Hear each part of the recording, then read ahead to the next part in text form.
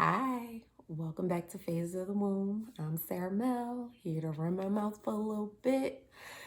So, as you can see, I'm wearing my Mardi Gras shirt.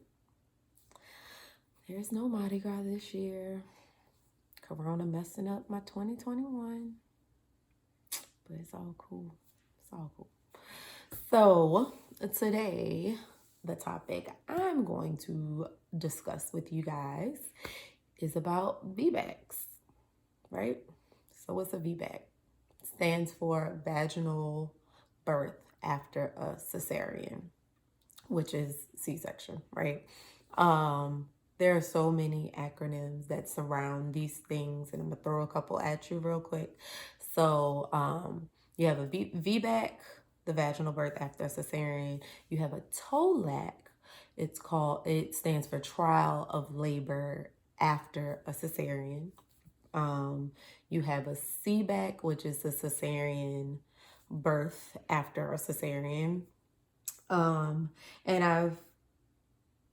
I was listening to an evidence-based birth podcast about VBACs, and I don't think in the hospital I've heard the term CBAC. You hear a failed TOLAC, and they were just talking about the verbiage around that. Just kind of it affects women when they hear that they failed their trial of labor, when in actuality, like, it's not a failure. Like, that's what your body needed, that's what you got, whatever. So I had gotten a question recently about wanting to do a VBAC. So she previously had a cesarean, and it was, I want to say, like 5 or 6 years ago. It was for she had an induction, didn't dilate, and they did a C-section, right? There was no other reason that I'm aware of that they did the C-section, but that's a whole nother topic. But she was saying she wanted to attempt a VBAC, and her provider said that's not safe and they don't do those. My response to that is make your own decision. But if your decision is that you want to attempt to have a vaginal delivery, and that's what you're set on, and there's no risk factors that keep you from possibly having a successful VBAC, find a provider who will be there and let you do your VBAC. Because I'm sorry, doing another C-section just because you don't do VBACs is, I don't think that's fair. I don't think that's fair. So what's the whole issue with providers doing VBACs? So again, I am not plugging evidence-based birth podcast, but this was a very, very informative podcast. But go check it out, y'all. But they were saying about how I don't know, maybe like 50 years ago or something, I might be making that number up, I don't know. But there was like a spike in like people suing because of bad birth outcomes with VBACs. And the liability it was just too much for a lot of providers, and they just stopped doing them. Like, they're not safe.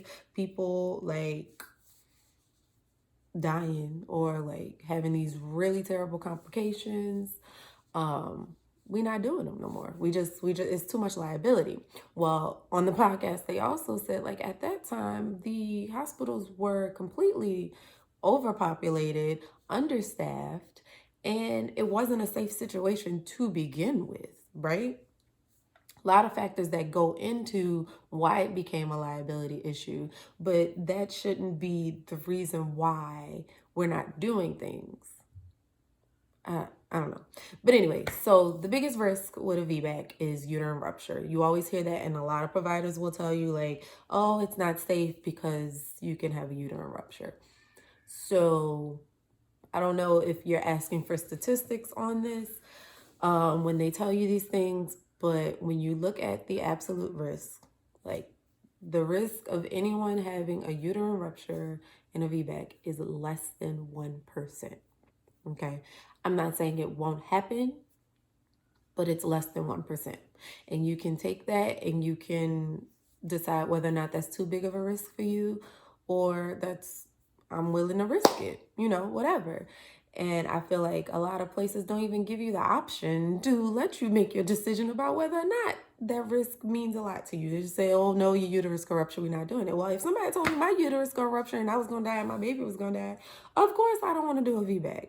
But I just don't think that's fair. That's not informed consent. That's not informed. Like you're not giving me all of the information so I can make my own decisions. You got to give all the information. That's not fair. But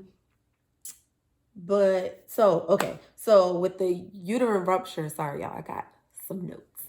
But with the uterine rupture, basically it's the scar on your uterus where you've had a procedure done, had a previous C-section, had like a myomectomy for fibroids or any other type of uterine surgery. The risk, because now it's scar tissue there, it's not the same type of tissue that was there before. So the risk is that as your uterus stretches, as it starts to contract, the thought is that it can open, right? That causes a lot of bleeding, and that's a medical emergency, which is why they say if you're going to do a VBAC, they prefer one for you to be on a fetal monitor because that's one of the biggest telltale signs of a uterine rupture. Like the baby's heart rate either drops or disappears. You can experience like a lot of pain, bleeding, but that's not always a reliable indicator or whatever. So they prefer you to be in a place that can do continuous fetal monitoring and is available to have like anesthesia and a doctor on site in-house for emergency situations. I have seen people who do home births, birth center births for their VBACs, and it's legit not a contraindication, like for you to go and do your decision. And then some of the things that kind of increase your risk of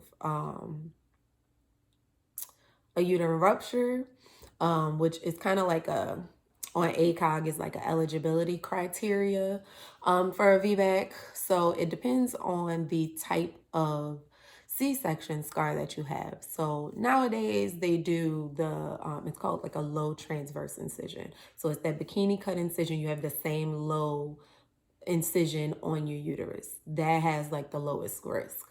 The highest risk is when they do like a vertical incision on your uterus.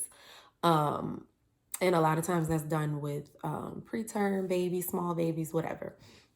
That type of scar like really increases your risk for a uterine rupture, and they don't like to do VBACs on people who had a prior, what they call a classical up and down incision. So if you don't know what type of incision you had, you can always ask for your medical charts or ask your OB, whoever. And then, like I said, if you've had like any type of surgery on the uterus, if you had like fibroids that went into the uterine cavity and had to go in and cut them out and all this other stuff, or you had a history of a prior uterine rupture, that kind of risks you out of that eligibility criteria at some places. And then one of the biggest indicators on whether or not you'll have a successful VBAC is whether or not you have had a prior vaginal delivery. So if your first delivery was a C-section because the baby was breech, right?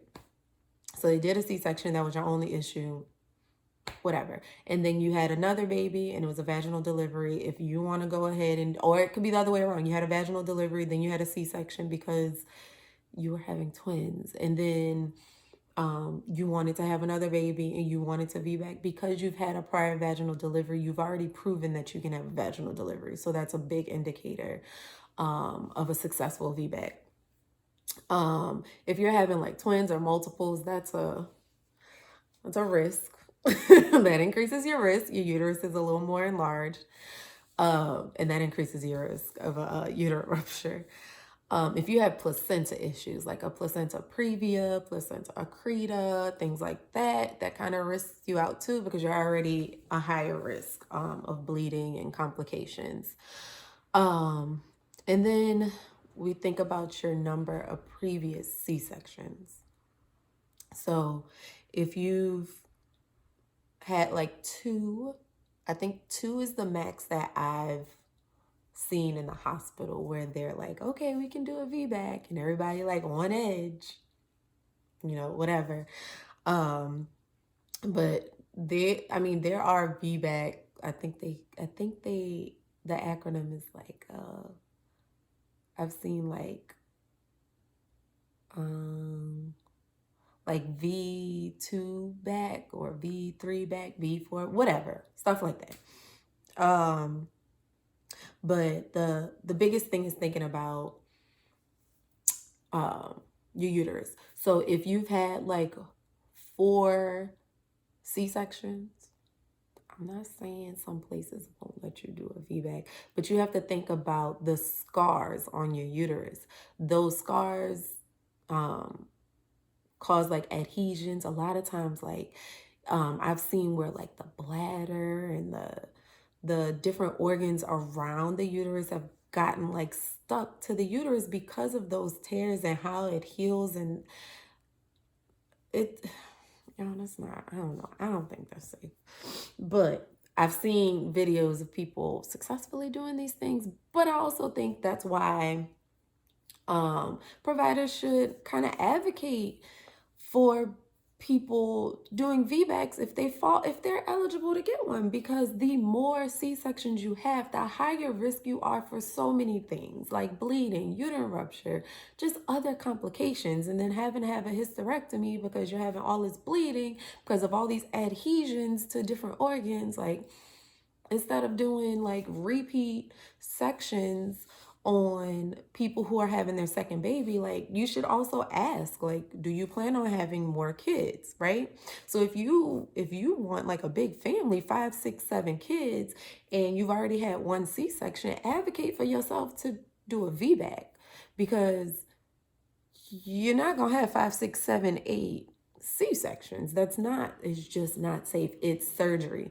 Like, I hear so many people, and granted, I'm not judging you, do you think? I don't have kids, but I've seen so many people who say it's easier. It's easier to schedule your C-section, go in, when you're having your baby, when you can start your maternity leave, you're gonna be in and out, whatever. I think it's helpful for the providers too. Like, you in the schedule, this is gonna take me about an hour and then I'm out, versus waiting at the hospital for 24 hours while you VBAC. I get it, time constraints, I get it. But I feel like we forget the fact that it's a surgery, and surgery comes with its own risks of infection and bleeding and other complications. So I just want you to take into consideration that you have the right, as long as you meet whatever the eligibility criteria is at the place where you want to deliver, as long as you fit the criteria and you want a VBAC, you have every right to find a provider who will provide you the type of birth you want. So that went longer than I thought it was going to go. Sorry, y'all. But if you have any questions, concerns, comments, hit me up, DM me, comment. Just let me know what you want to hear about, and I'll see y'all next week.